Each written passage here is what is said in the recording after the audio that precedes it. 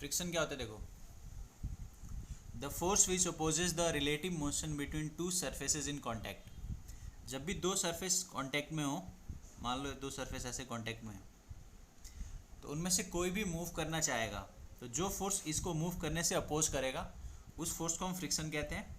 इसको small F से denote किया जाता है।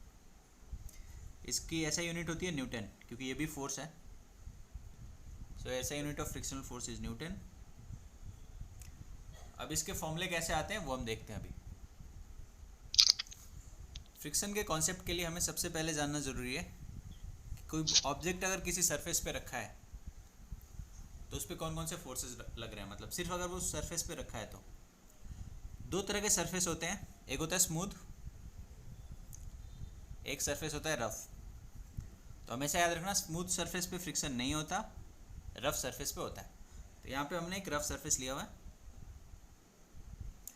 ये जो मास रखा हुआ है तो इसका डाउनवर्ड डायरेक्शन में वेट एक्ट करेगा। वेट का फॉर्मूला होता है mass into acceleration due to gravity. कोई भी ऑब्जेक्ट कहीं भी रखा हो उसका एक डाउनवर्ड डायरेक्शन में वेट हमेशा लगता है, ये फोर्स। और अगर वो ऑब्जेक्ट किसी सरफेस पे रखा है तो न्यूटन का जो थर्ड लॉ था कि every action is equal in opposite direction, तो यहाँ पे एक ऑपोजिट फोर्स भी लगता है ऊपर की तरफ। इसको हम एन से डिनोट करते हैं, किसी किसी बुक में आर से भी डिनोट किया जाता है। अब एन और आर क्या है, तो एक्चुअली इस फोर्स का पूरा नाम है normal reaction. This force is called normal reaction. Normal reaction, कोई भी ऑब्जेक्ट अगर किसी सरफेस पे रखा हो तो वो सरफेस उस पर एक फोर्स लगाता है परपेंडिकुलर डायरेक्शन में, उसी को बोलते हैं हम नॉर्मल रिएक्शन। तो इसको किसी बुक में देखोगे तो एन से भी डिनोट करेंगे, आर से भी, तुम्हें याद रखना है। अब ये दोनों आपस में इक्वल होते हैं, normal is equals to m g. क्योंकि जब भी कोई चीज़ सरफेस पे तुम देखे होगे कुछ रखा होता है तो ना तो वो ऊपर जाता है और नहीं वो नीचे आता है, तो नॉर्मल और एम जी आपस में इक्वल होते हैं। अब फ्रिक्शन का कॉन्सेप्ट कहाँ से आता है देखो, जब हम इस ऑब्जेक्ट को आगे फोर्स लगाएंगे फॉरवर्ड डायरेक्शन में, इसको आगे ले जाने के लिए फोर्स लगाएंगे, तब कोई एक फोर्स होगा जो इसको आगे जाने से रोकेगा, उसी फोर्स को हम बोलते हैं फ्रिक्शन। तो जब किसी ऑब्जेक्ट पे फॉरवर्ड डायरेक्शन में कोई फोर्स लगाओगे और जो फोर्स उसको आगे जाने से रोकेगा वो होगा फ्रिक्शनल फोर्स। तो फ्रिक्शनल फोर्स बैकवर्ड डायरेक्शन में लगता है। Yes sir. ये फ्रिक्शन फोर्स जो होता है वो डायरेक्टली प्रोपोर्शनल होता है नॉर्मल के, क्योंकि नॉर्मल जो है वो भी सरफेस की वजह से कॉन्टैक्ट फोर्स है, फ्रिक्शन भी सरफेस की वजह से ही है कॉन्टैक्ट फोर्स। तो ये दोनों आपस में प्रोपोर्शनल होते हैं। और जब भी कभी प्रोपोर्शनल का साइन हमें इक्वल टू में चेंज करना हो तो एक कोफिशिएंट लगाना होता है। यहाँ पे जो कोफिशिएंट लगता है इसको बोलते हैं हम coefficient of friction. Coefficient of friction, mu. Friction. इसका सिंबल होता है, इसको म्यू पढ़ते हैं, कोफिशिएंट ऑफ फ्रिक्शन। इसकी कोई ऐसा यूनिट नहीं होती क्योंकि ये भी फोर्स है और ये भी फोर्स है, तो दोनों की यूनिट हो जाएगी न्यूटन। तो न्यूटन से न्यूटन कैंसिल हो जाएगा तो यूनिट नहीं बचेगा। तो इसको नोट कर लो, mu is called coefficient of friction. अब ये जो कोफिशिएंट ऑफ फ्रिक्शन होता है दैट इज म्यू, ये दो टाइप के होते हैं। एक होता है म्यू एस जिसको हम बोलते हैं स्टैटिक फ्रिक्शन। जैसे कोई ऑब्जेक्ट अगर रेस्ट पे है तब उसमें जितना कोफिशिएंट ऑफ फ्रिक्शन लग रहा है उसको हम बोलते हैं स्टैटिक फ्रिक्शन, म्यू एस। एक होता है म्यू के, दैट इज काइनेटिक फ्रिक्शन। जब कोई ऑब्जेक्ट मोशन में है तब उस पर जो फ्रिक्शनल फोर्स लग रहा है तो उसमें जो म्यू आएगा उसको हम बोलेंगे काइनेटिक फ्रिक्शन। तो इसको लिख लो, there are two types of mu, static और काइनेटिक। Okay sir.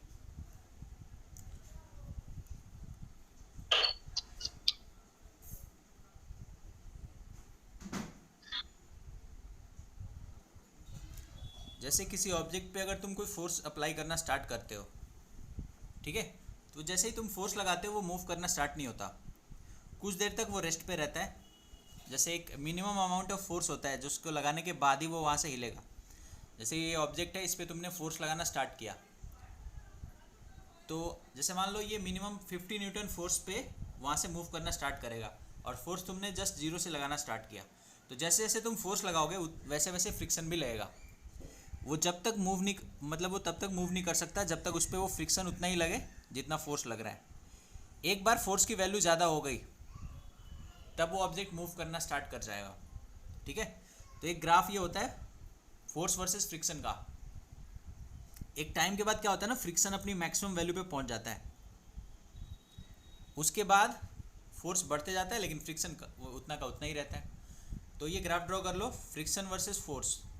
इसमें एक चीज़ ध्यान से देखो, एक मैक्सिमम वैल्यू आई है, तुमने ऑब्जर्व किया होगा, जैसे कोई ऑब्जेक्ट कहीं रखा होता है, उसको अचानक से हम तेज़ धक्का दें तो बहुत ज़्यादा फोर्स लगता है, लेकिन एक बार वो मूव करना स्टार्ट कर जाए तो उतना ज़्यादा फोर्स लगाना नहीं पड़ता। मतलब यहाँ पे जो फ्रिक्शन कोफिशिएंट लगता है वो होता है म्यू एस, मतलब यहाँ तक जो लग रहा है ना ये म्यू एस स्टैटिक वाला होता है, और यहाँ पे जो लग रहा है ये होता है हमारा काइनेटिक वाला। तो जो स्टैटिक फ्रिक्शन होता है वो काइनेटिक से थोड़ा सा ज़्यादा होता है, बड़ा। ठीक है। Yes sir. ये ध्यान रखना कि जब बॉडी मूव करना स्टार्ट करेगी उस टाइम पे थोड़ा सा ज़्यादा फ्रिक्शन लगेगा अचानक से, बट उसके बाद थोड़ा कम फ्रिक्शन लगना स्टार्ट होगा। ये जो मैक्सिमम वैल्यू होती है फ्रिक्शन की, वो लिमिटिंग फ्रिक्शन किसी किसी बुक में लिखा होता है। पर एक चीज़ याद रखना, जैसे मान लो बॉडी 50 न्यूटन पे मूव करना है और तुमने फोर्स लगाया 20 न्यूटन का, तो तुमसे पूछे फ्रिक्शन कितना लगेगा, तो ये याद रखना 20। जब तक तुम मैक्सिमम लिमिट तक नहीं पहुंचते, तुम जितना फोर्स लगाओगे फ्रिक्शन भी उतना ही लगेगा और बॉडी वहाँ से मूव नहीं करेगा। समझ आ रहा है सर अगर मैक्सिमम उस पे पहुंच गए तब निकालने का फॉर्मूला क्या होता है? देखो, जब मैक्सिमम के बाद पहुंच गए, मैक्सिमम पे पहुंचोगे तब तक जीरो रहेगा, जैसे इससे थोड़ा सा ज़्यादा आओगे तो तुम्हारा जो फॉर्मूला बनेगा वो मैं तुम्हें बताता हूँ अभी, ठीक है। जैसे एक एग्जांपल देखते हैं, एक एम मास का ऑब्जेक्ट है, उस पर एफ अमाउंट का हमने फोर्स लगाया, ये सरफेस कोफिशिएंट है म्यू, ठीक है। जैसे फोर्स मान लो लगाया हमने 60 न्यूटन का, मास है suppose 10 kg।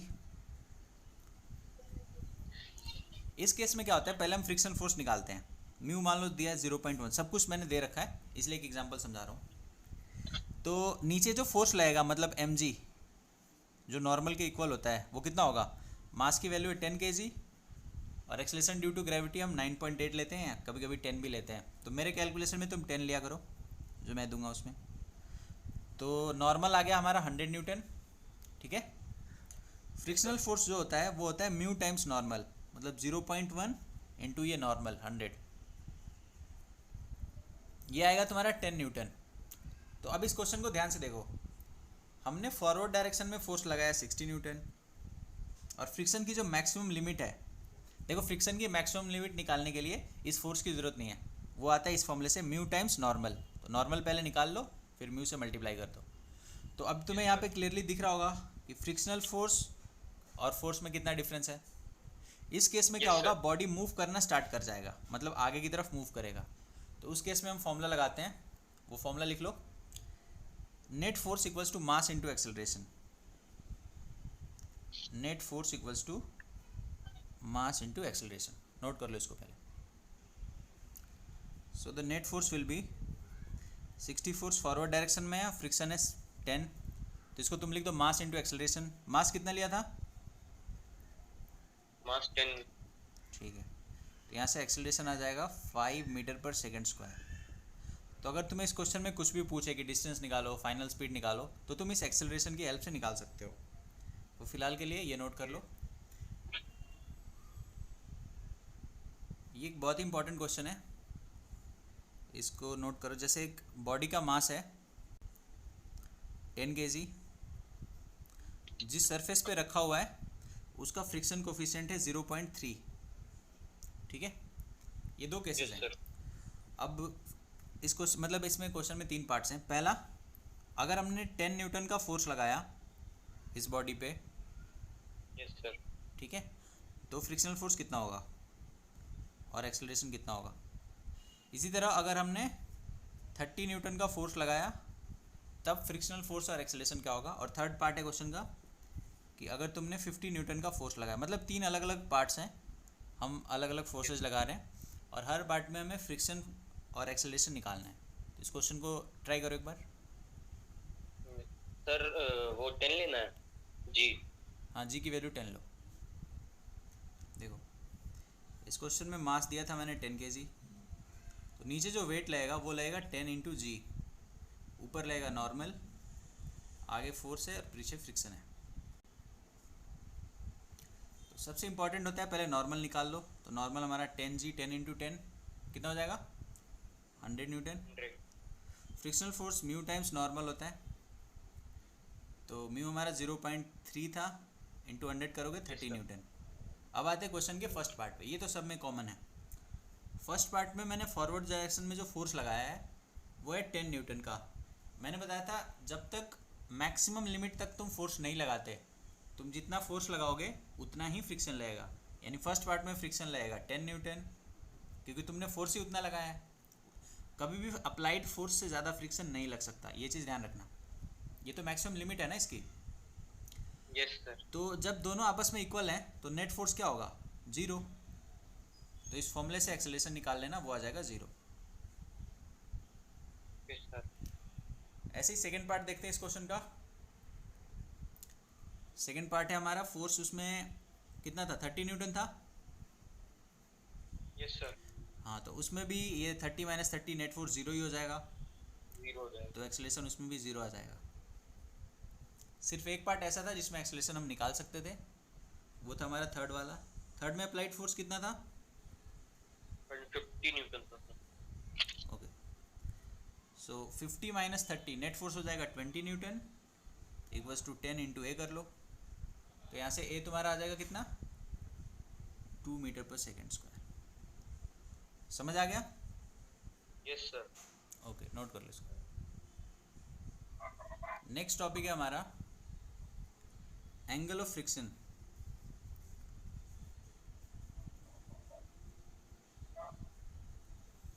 Angle of friction note करने के बाद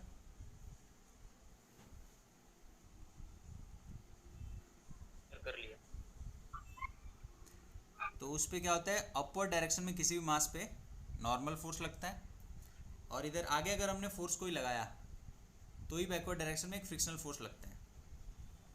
ठीक है, जो एंगल ऑफ फ्रिक्शन होता है वो होता है ये जो दोनों फोर्सेज है, मतलब फ्रिक्शनल फोर्स और नॉर्मल फोर्स, ये दोनों कॉन्टैक्ट फोर्सेज हैं। तो इनका जो रिजल्टेंट आता है, जो कि बिल्कुल इनके बीचों बीच आता है, ये वेक्टर में पढ़ा होगा कि दो फोर्सेस का जो रिजल्टेंट होता है वो ऐसे बीच में ही आता है, अगर एरो ऐसे है तो ये जो नॉर्मल के साथ एंगल बनाता है, यहाँ पे एंगल जो है ये मान लो आर से मैंने लिखा नेट फोर्स, रिजल्टेंट फोर्स, तो ये जो नॉर्मल के साथ यहाँ पे एंगल बनाएगा इसको बोलते हैं एंगल ऑफ फ्रिक्शन। फिर से समझ लो, फ्रिक्शनल फोर्स और नॉर्मल ये दोनों कॉन्टैक्ट फोर्सेज होते हैं। तो इनका जो रिजल्टेंट है, the resultant of frictional force and normal, ठीक है, क्योंकि देखो इन दोनों के बीच में 90 का एंगल है, तो तुम रिजल्टेंट डायरेक्टली ऐसे निकाल सकते हो, अंडर रूट फ्रिक्शनल फोर्स का स्क्वायर प्लस नॉर्मल का स्क्वायर। ये निकालने में कोई प्रॉब्लम नहीं है। तो समझना ये है कि ये जो रिजल्टेंट नॉर्मल के साथ एंगल बनाता है उसको हम बोलते हैं एंगल ऑफ फ्रिक्शन। तो पहले ड्रॉ कर लो, फिर मैं डेफिनेशन लिखवाता हूँ। The resultant, the angle between the resultant of frictional and normal force, force लिख देना बीच में, and normal is called angle of friction. अब इसकी डेरिवेशन देखते हैं। The resultant of friction and normal, इसकी जगह पे तुम लिख सकते हो नेट कॉन्टैक्ट फोर्स। दोनों सेम द ही एंगल है बिटवीन, हाँ, net contact force and normal is called angle of friction.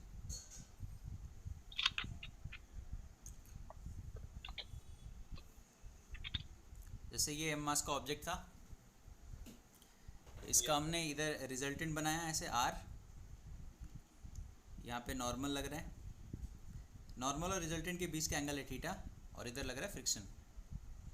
ठीक है, ध्यान से देखो, अगर जिधर भी एंगल दिया होता है मतलब थीटा, उधर का हमारा कंपोनेंट होता है आर कॉस थीटा, और जिधर एंगल नहीं दिया होता जैसे फ्रिक्शन की साइड, उस साइड हम लेंगे आर साइन थीटा। ठीक है, कभी भी कंपोनेंट लेना हो किसी वेक्टर का तो जिधर एंगल दिया उधर कॉस थीटा लिख दो, जिधर नहीं दिया उधर sine theta.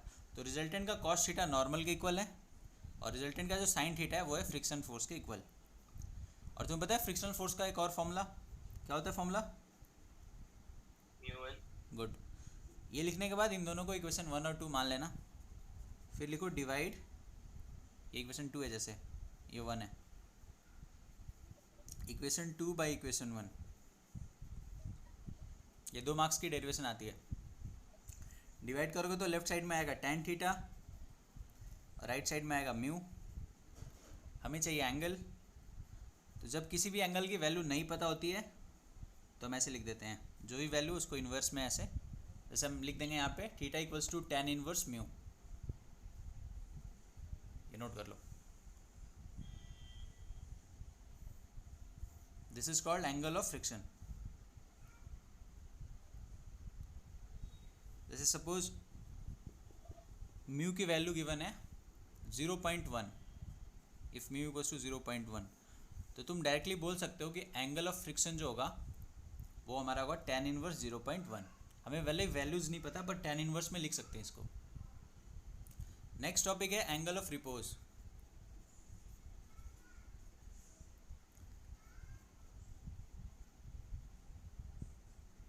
Angle of repose क्या होता है, देखो अगर कोई ऑब्जेक्ट किसी इंक्लाइन पे रखा हुआ है, ठीक है, किसी एंगल पे ऐसे यहाँ पे रखा हुआ है,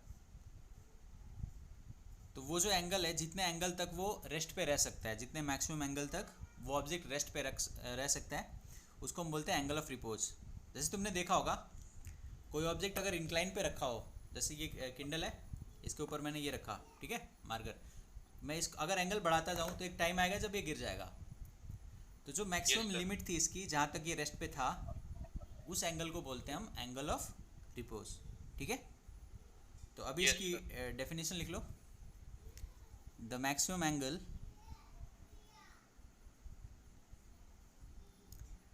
at which an object will remain at rest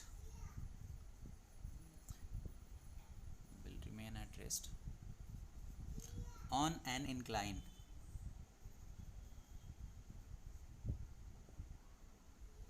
This is called angle of repose. अब इसकी डेरिवेशन देखो।